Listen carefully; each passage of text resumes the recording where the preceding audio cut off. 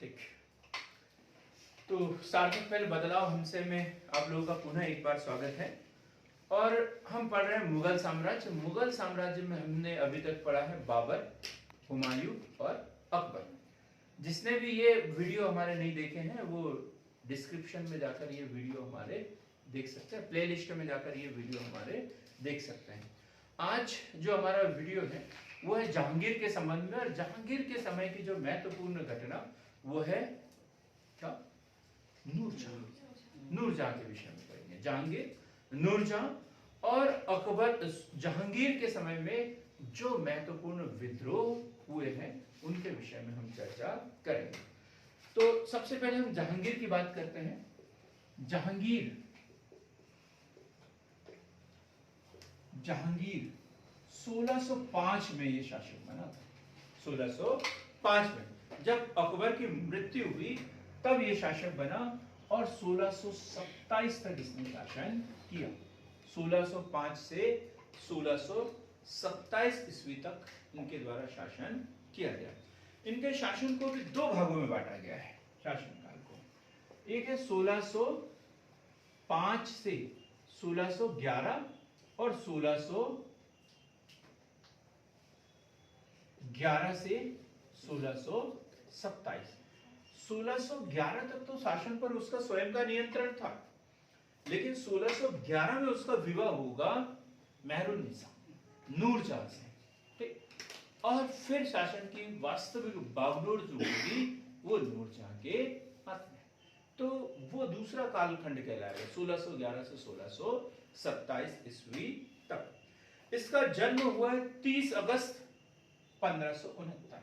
कितना अच्छा होता, जन्म 30 अगस्त 1569। यदि हम 30 अगस्त को पढ़ लेते, आज की तारीख है 2 सितंबर, हम कितने 30 अगस्त को 2-3 दिन पहले पढ़ लेते तो ये मानते कि हमने जहांगीर जी का जन्म दिवस मनाया।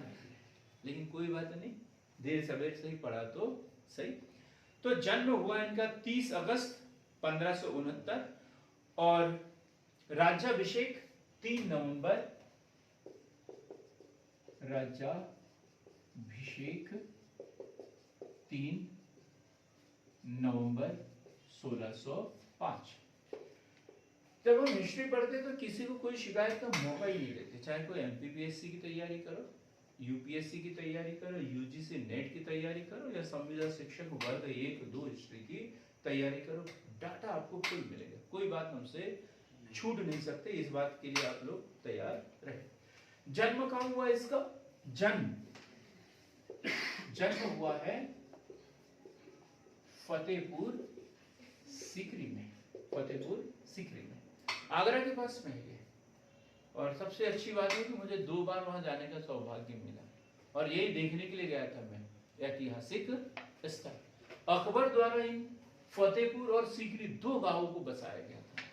ठीक। और वहां पर एक शासन भी उसने परिवर्तित, अपनी राजधानी भी जो है यहाँ पे परिवर्तित की थी। वहां पे एक मजार है। मजार किसकी? शेख सलीम चिश्ती। शेख सलीम चिश्ती। शेख सलीम चिश्ती की दरगाह। निजामुद्दीन औलिया की कहां पर है? दिल्ली में। और मोइनुद्दीन चिश्ती की है अजमेर में। मोइनुद्दीन चिश्ती की अजमेर में। अब भी गया था ना, अभी गया था कुछ दिन पहले। मतलब जो बात पढ़ के आता हूँ फिर आप लोगों को पढ़ाता हूँ, तो ऐतिहासिक स्थल घूमने के लिए, देखने के लिए भी जाता हूँ कि वास्तव में ये बात वहां पर है भी या नहीं। तो शेख सलीम चिश्ती की वहां कुटिया हुआ करती थी कभी। अकबर जो है जब उसको पुत्र नहीं था तो आगरा से पैदल गया था वहां पर उसके दरबार में माथा टेकने के लिए, शेख सलीम चिश्ती की कुटिया में। और उनके आशीर्वाद से सलीम की मतलब बच्चे का जन्म हुआ और उसी शेख संत के नाम पर अपने बेटे का नाम सलीम रखा गया। सलीम रखा गया। माता का नाम क्या? माँ का नाम जयपुर बोल सकते हैं। जयपुर को पहले किस नाम से जाना जाता था? आमीन। अभी कुछ दिन पहले ही मैंने वीडियो डाला था ऑनलाइन वाले बच्चे तो देखते नहीं है, हो सकता है जो यूट्यूब पे ये वीडियो देखे वो पुराना ये वाला वीडियो भी देख ले, आमेर का किला, ये वीडियो भी हमने डाला है। तो जयपुर या आमेर के राजा भारमल की जो पुत्री थी हरकाबाई, हरकाबाई जिसे मरियम उच्चमानी, मरियम उच्चमानी की उपाधि दी, मरियम उच्चमानी की उपाधि के नाम से जाना जाता था, और वास्तविक नाम क्या था उसका, हरकाबाई के गर्भ से इसका जन्म हुआ था। मतलब जहांगीर जो है राजपूत माँ का बेटा था। जहांगीर किसका बेटा, राजपूत माँ का बेटा था। मरियम उच्चमानी हरकाबाई, जिसे जोधाबाई भी कहीं कहीं बोल दिया गया, जोधाबाई भी उसे बोला गया है, उसका ये पुत्र था। बचपन में उसका नाम, बचपन में तो कुछ अलग होगा, बचपन में उसका नाम क्या था, शेखो बाबा। अकबर जो है उसे प्यार से शेखो बाबा कहते थे। क्या कहते थे, शेखो बाबा। लेकिन उसका नाम था सलीम, नाम क्या था उसका, सलीम। शेखो बाबा तो कहते थे उसे, लेकिन नाम क्या था उसका, सलीम, नाम उसका सलीम। और नूरुद्दीन मोहम्मद बादशाह जहांगीर, नूरुद्दीन मोहम्मद बादशाह जहांगीर गाजी की उपाधि के साथ में वो दिल्ली की गद्दी पर बैठा, आगरा दिल्ली की गद्दी पर बैठा। किस उपाधि से, नूरुद्दीन मोहम्मद बादशाह जहांगीर गाजी। शिक्षक का नाम क्या था उसके, शिक्षक का नाम, शिक्षक का नाम, अकबर के शिक्षक, अकबर के गुरु का नाम क्या था, लतीफ, अब्दुल लतीफ, अब्दुल लतीफ। वैसे इनके शिक्षक का नाम, गुरु का नाम क्या था, अब्दुल रहीम खान, अब्दुल रहीम खान खाना, अब्दुल रहीम खान खाना। हमने इसको, इसके बारे में बड़ा अच्छा पढ़ा है, अब्दुल रहीम खान खाना के बारे में। ये बैरम खान के पुत्र थे, और बैरम खान की जो हत्या हो गई तो उसकी जो विधवा थी सलीमा बेगम, उससे अकबर ने विवाह किया और उसके पुत्र को अपने राजमहल में उसका पालन पोषण किया। बड़े होने पर उसे खान खाना की उपाधि दी गई थी। ये इनके शिक्षक। अब फैमिली की बात ही कर रहे हैं अपन, तो पूरा परिवार ही पढ़ लेते हैं, तो विवाह पढ़ लेते हैं। तो अब इसमें तो चलता है, क्या चलता है, पहला, दूसरा, तीसरा, ये पढ़ना पड़ेगा अपने को। तो हम पहले पढ़ते हैं पहला विवाह, पहला विवाह, पहला विवाह। तो पहला विवाह हुआ इनका 15 वर्ष की आयु में,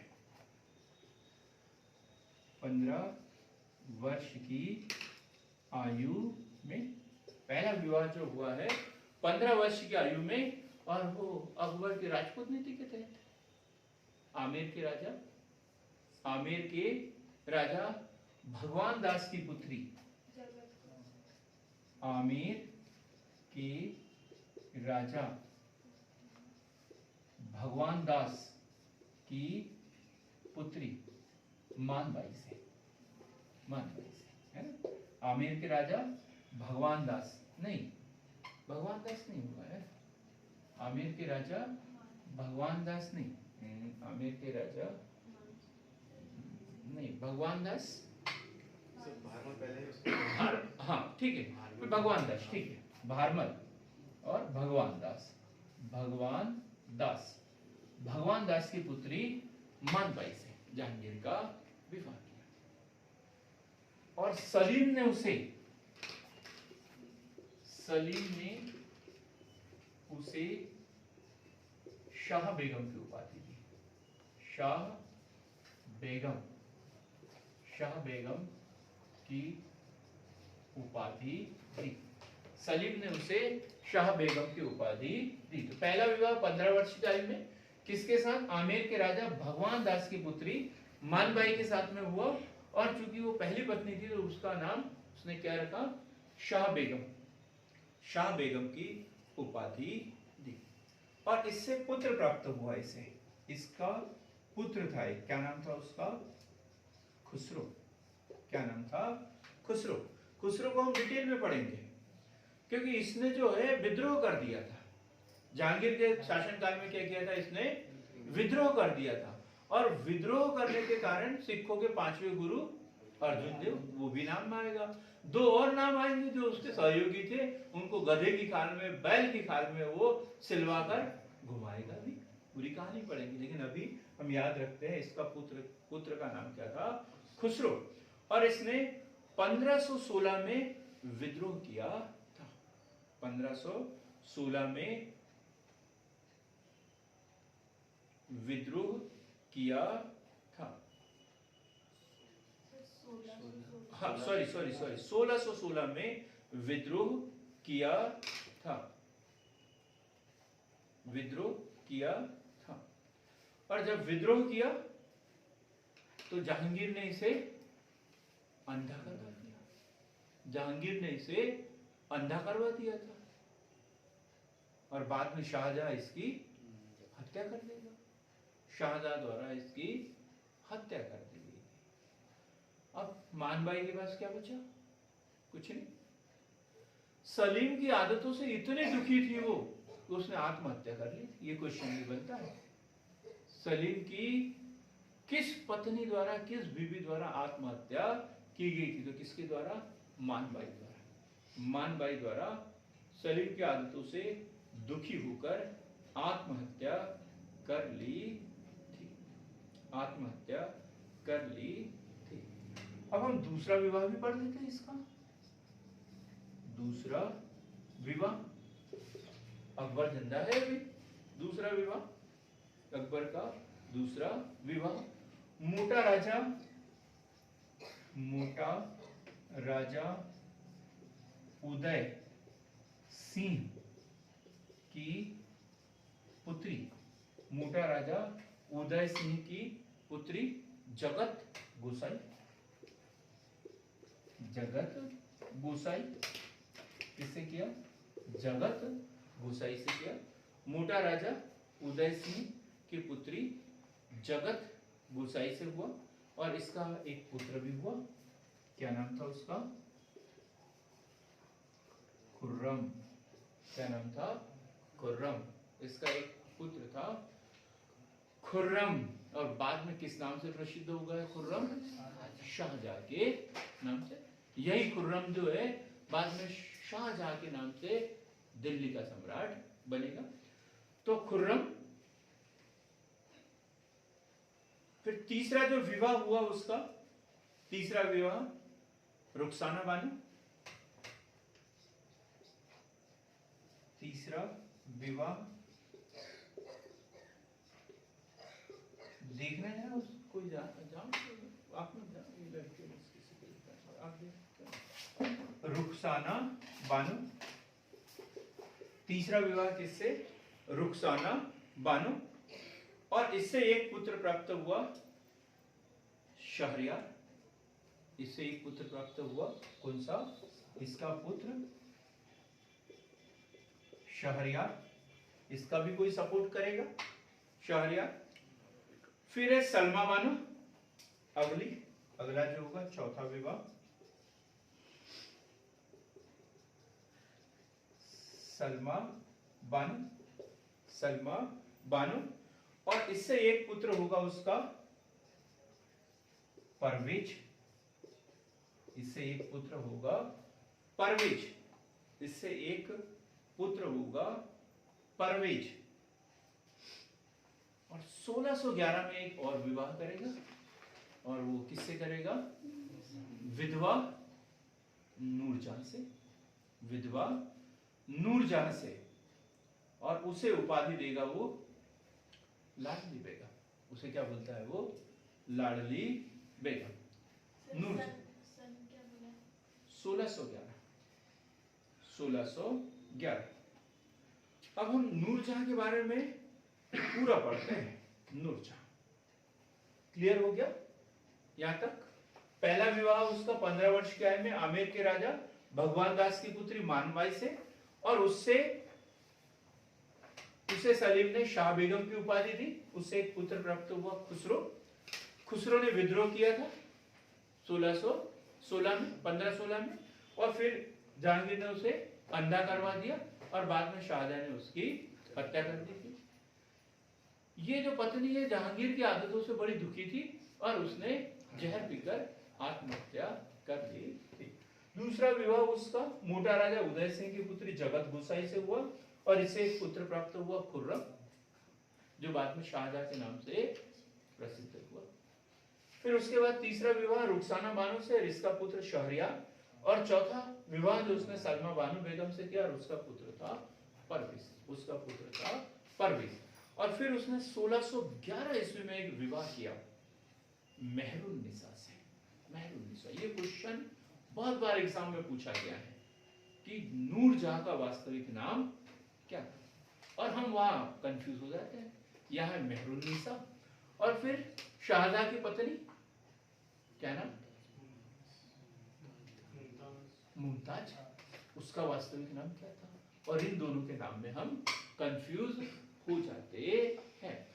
तो उसका नाम था अर्जुमंद बानो बेगम। तो अर्जुमंद बानो बेगम किस नाम से? मुमताज के नाम से, और नूरजहां के नाम से कुछ मेहरुन्निसा। नूरजहां के नाम से मेहरुन्निसा। दोनों नाम हमारे नोट होना चाहिए, कहीं पे भी कॉपी में कंफ्यूज होते रहते हैं। तो हम पढ़ेंगे नूरजहां के बारे में। नूरजहां का नाम क्या था? वास्तविक नाम उसका मेहरुन्निसा। 1611 में जब सलीम ने उससे निकाह पढ़वाया तब वो किसी की विधवा थी, और ये भी बोला जाता है कि वो विधवा थी नहीं, उसे विधवा किया गया। कि जब सलीम ने उसे पहली बार देखा तो उसकी खूबसूरती से वो इतना मोहित हो गया कि उसी ने हत्या करवाई थी। तो हम पढ़ते हैं नूरजहां उर्फ मेहरुन्निसा। नूरजहां नाम से पता चलता है, नूर यानी होता है रोशनी, और जहां यानी क्या होता है? विश्व, पूरे विश्व की रोशनी। नूरजहां मतलब ये जो नूरजहां थी, पूरे विश्व की रोशनी, पूरे विश्व की चमक। और ये उपाधि किसने दी थी उसे? सलीम के द्वारा, जहांगीर के द्वारा। 1611 में मेहरुन्निसा से विवाह किया और उसे सबसे पहले नूर महल की उपाधि से बोला कि तुम तो इस महल में सबसे खूबसूरत हो, तो उस पूरे महल की रोशनी। फिर उसे उपाधि दी राजमहल। उसके बाद नूरजहां संसार की रोशनी। इसे बादशाह बेगम के भी नाम से जाना जाता है। बादशाह बेगम के नाम से जाना जाता था।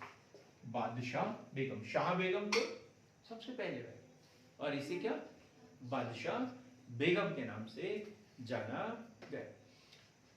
शुरुआत में देखें तो एक पारसी व्यक्ति, क्या नाम था उसका? मिर्जा गयास बेग। मिर्जा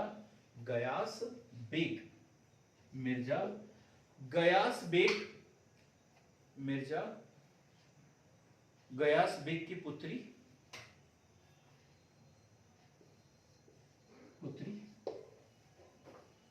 सीधा सा लिखते हैं। पिता कौन इसके? मिर्जा गयास बेग, और माता अस्मत बेगम। ये भी नाम बड़ा महत्वपूर्ण है। काम, इत्र की खोज, गुलाब से इत्र निकाला था अस्मत बेगम ने। ये क्वेश्चन बार बार पूछा गया, तो अस्मत बेगम ये नूरजहां की मां। और भाई था इसका एक, भाई आसफ खान। अकबर ने कितनी बार इसका इस्तेमाल किया है? आसफ खान। भाई का नाम क्या उसके? आसफ खान। इसका जो विवाह हुआ वो भी एक पारसी अली कुली बेग, अली कुली बेग से नूरजहां का पहला विवाह हुआ। अली कुली बेग से पहला विवाह हुआ और जहांगीर ने उसे काय की उपाधि दी? जहांगीर ने उसे एक उपाधि दी थी, शेर अफगान। शेर अफगान की उपाधि दी, क्योंकि तब उसने इसी को देखा था, अली कुली बेग को। अली कुली बेग को देखा था, नूरजहां को उसने देखा ही नहीं था, तो उसने उसे उपाधि दी काय की? शेर अफगान की। और फिर एक कुतुबुद्दीन नामक व्यक्ति को हायर किया उसने, कुतुबुद्दीन नामक व्यक्ति को हायर किया और जहांगीर ने उसकी हत्या करवा दी। अब ये 100% तो नहीं बोल सकते हम, जो इतिहास है, जो जानकारी मिलती है उसके अनुसार बोलते हैं। ये भी बोला जाता है कि जहांगीर ने स्वयं ही हत्या की थी, और कोई बोलता है कुतुबुद्दीन ने उसकी हत्या कर दी थी, कोई बोलेगा करवा दी थी, कई बोलेगी कर दी थी। तो कुतुबुद्दीन से उसकी हत्या करवा दी। और आगे क्या? मेहरून निसा से जहांगीर का विवाह। मेहरून निसा से जहांगीर का विवाह। मेहरून निसा से जहांगीर का विवाह। क्या विशेषता थी इसके दिमाग की? विधवा थी, इससे पहले कई रानियां थी, और उसके बावजूद ये उसकी मुख्य रानी बनी। तो जहांगीर की कमजोरी भी बोल सकते हैं, और किसी की कमजोरी बनाना, कमजोर बनाना, वो भी तो एक कला है। तो कुछ तो बात इसके अंदर रही होगी कि दिल्ली सल्तनत का बादशाह इसके कदमों में। तो क्या थी इसकी कला? तीक्ष्ण बुद्धि। इसके चरित्र की विशेषताएं, नूरजहां के चरित्र की विशेषता तीक्ष्ण बुद्धि, तीक्ष्ण बुद्धि, समस्याओं के रहस्यों को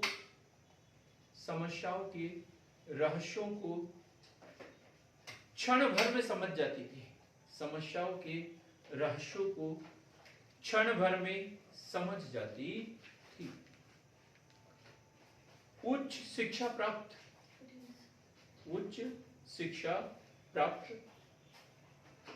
कविता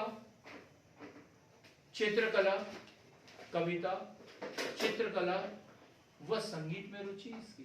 कविता, चित्रकला व संगीत में रुचि। कविता, चित्रकला व संगीत में रुचि। आभूषण श्रृंगार की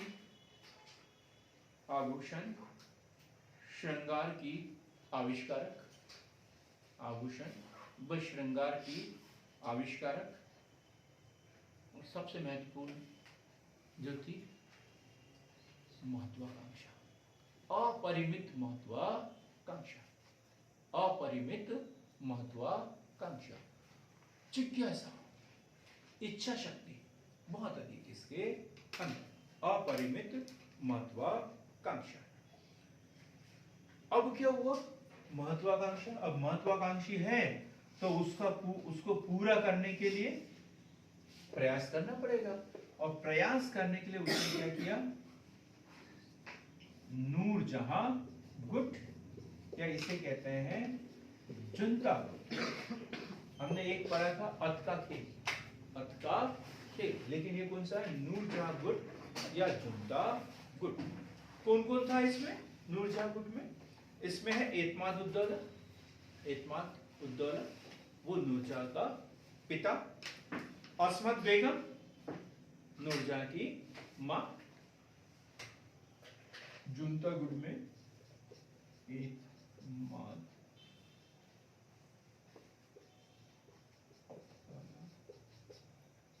अस्मत बेगम, और कौन होगा इसमें, आसफ खान, भाई आसफ खान।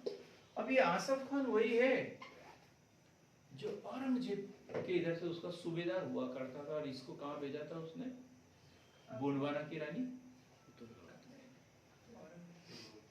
गढ़ मंडला के ऊपर, अकबर ने कहाँ भेजा था, गढ़ मंडला के ऊपर भेजा था।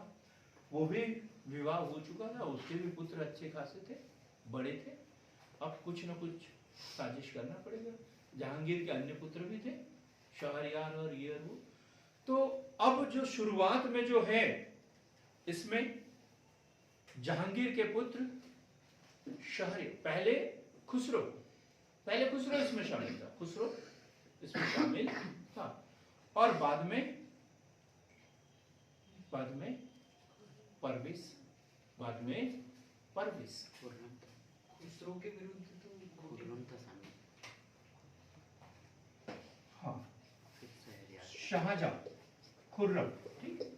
पहले इस गुट में शामिल खुर्रम, लेकिन खुर्रम चालाक, इस गुट को यह समझ में आया कि हम जिस उद्देश्यों से जुनता गुट बना रहे हैं, खुर्रम जो है अपना उल्लू ही सीधा करेगा और हमें उससे कुछ मिलने वाला नहीं है।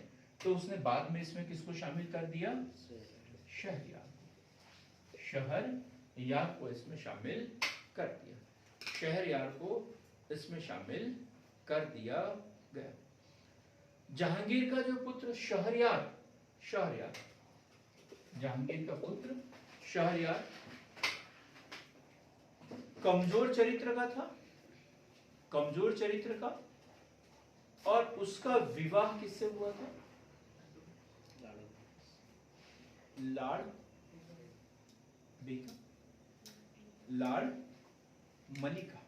लाडली बेगम जिसे कहते हैं, लाड़ मलिका, लाडली बेगम, आसफ खान की पुत्री,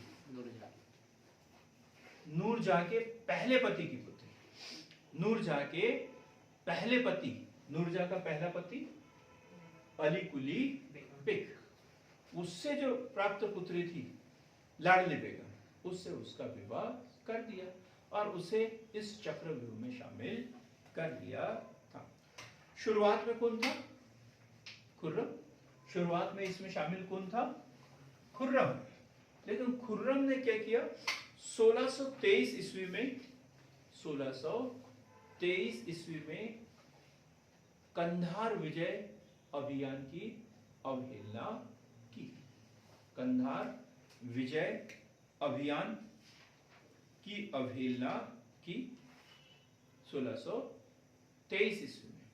उसको ऐसा लगा कि मेरे से हिसाब किताब मांगा जा रहा है, खुर्रम को, कि मेरे से हिसाब किताब मांगा जा रहा है। उसने इसका विरोध किया और दक्कन में जाकर उसने विद्रोह किया। किसने, खुर्रम ने दक्कन में जाके विद्रोह किया। तो इस तरीके से ये नूरजहां गुट या जुनता गुट जो है वो जहांगीर के ऊपर हावी हो गया। तो कौन कौन इसमें शामिल, एतमाउद्दौला, अस्मत बेगम, आसफ खान, प्रारंभ में खुर्रम, लेकिन 1623 में उसने कंधार अभियान था उसका विरोध किया, तो इसे इस गुट से बाहर कर दिया गया और उसके स्थान पर शहरयार को शामिल किया गया। शहरयार जिसने लाडली बेगम या मेहरून निसा के पहले पति अली कुली बेग के पुत्री से जिसका विवाह किया था। तो इस तरीके से जुनता गुट जो है वो उसके ऊपर हावी रहा। अब हम पढ़ेंगे जहांगीर के समय के प्रमुख विद्रोह। जहांगीर के समय के प्रमुख विद्रोह 3 से 4 मिनट में खत्म करेंगे। जहांगीर के समय के प्रमुख विद्रोह, जहांगीर के समय के प्रमुख विद्रोह। तो सबसे पहला है खुसरो का विद्रोह। खुसरो का विद्रोह, ये वही खुसरो है, पहली पत्नी शाह बेगम का पुत्र, और इसने विद्रोह किया। जहांगीर ने क्या किया, इसे अंधा करवा अंधा करवा दिया।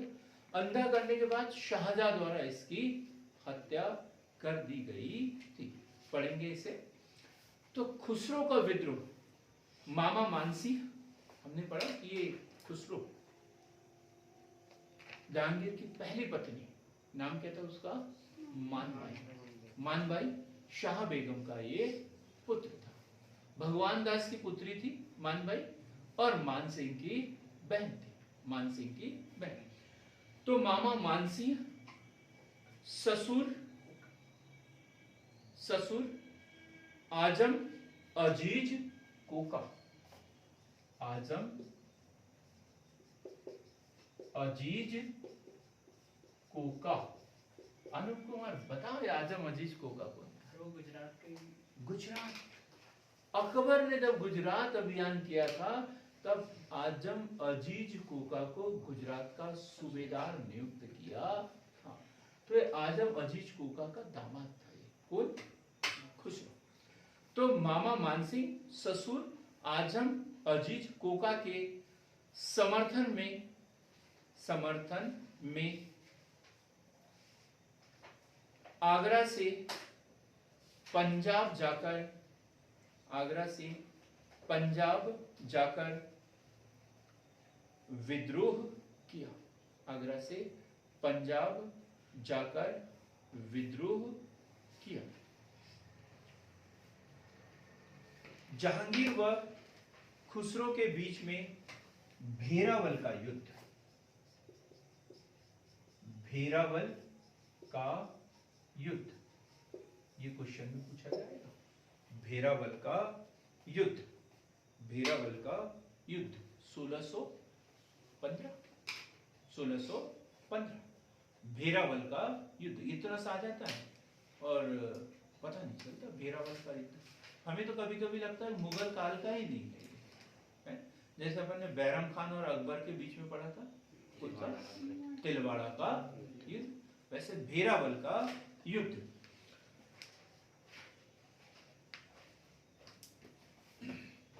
खुसरो के मित्र अब्दुल रहमान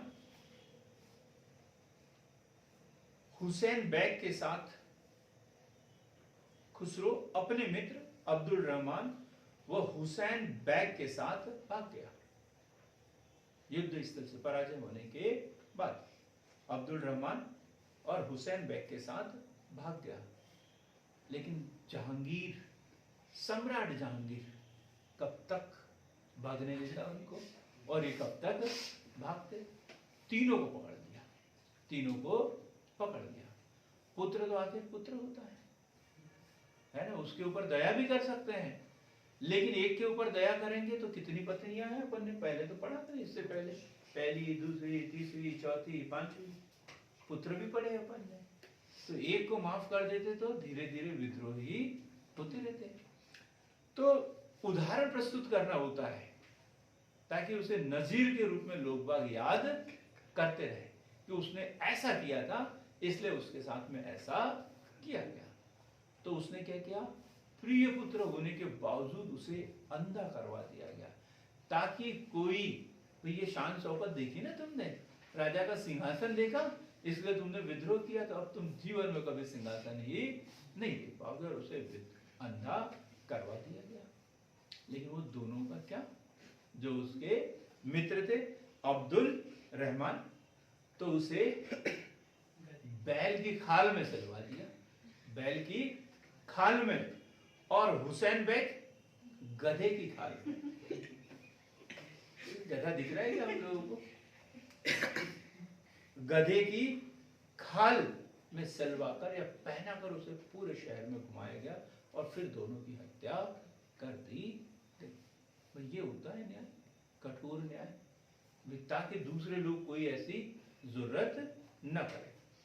कालांतर में खुसरो को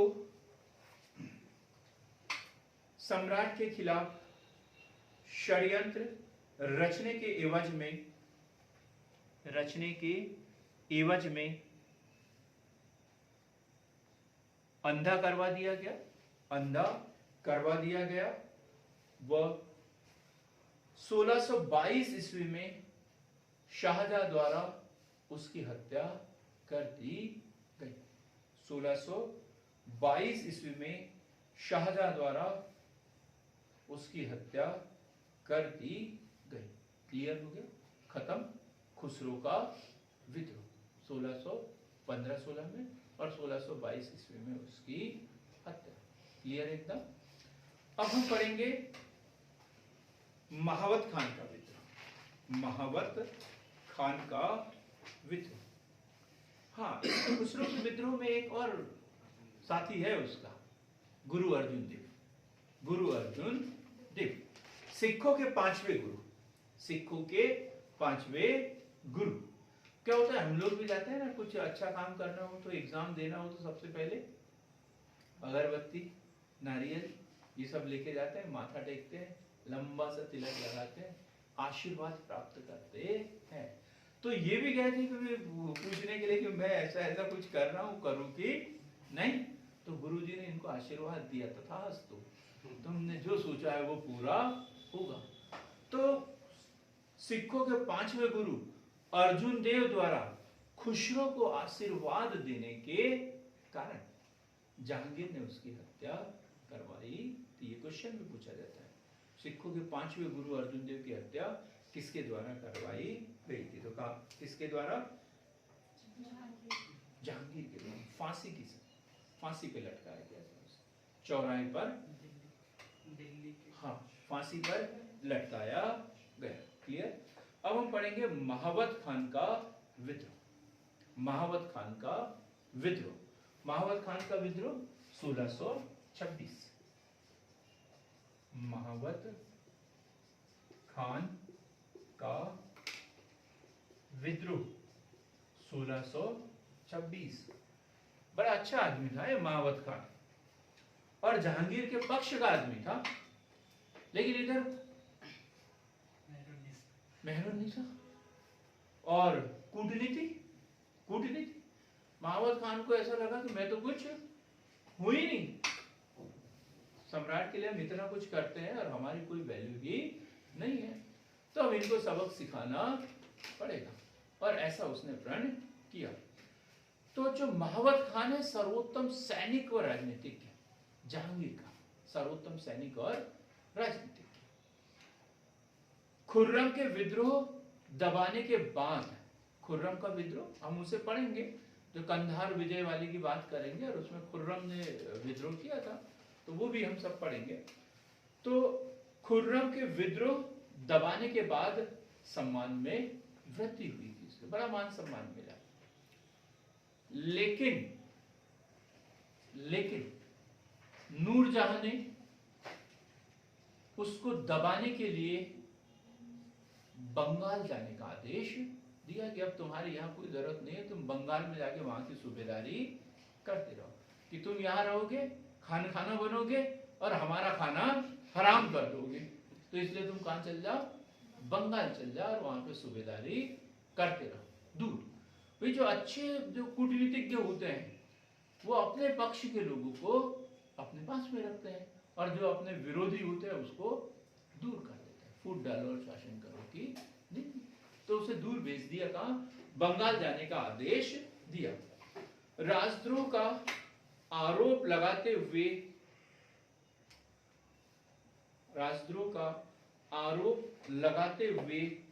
बंगाल और बिहार अभियान में जीते गए हाथियों और धन का हिसाब मांगा गया। नूरजहां की चाल थी ये, भाई इनसे मांगो हिसाब, कितना जीत के लाए हैं, क्या हुआ, कितना।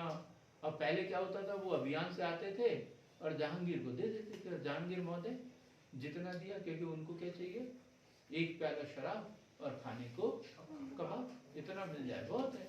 तो जहांगीर का भी कुछ ऐसा पूछते ही नहीं थे। लेकिन अब क्या हुआ, नूरजहां उसको नियंत्रित करना चाहती थी, और उन्होंने बोला कि उनसे हिसाब मांगो, और जहांगीर साहब शराब और कबाब इसमें व्यस्त है, और उन्होंने हिसाब भी मांग लिया। क्योंकि जो इनके आदेश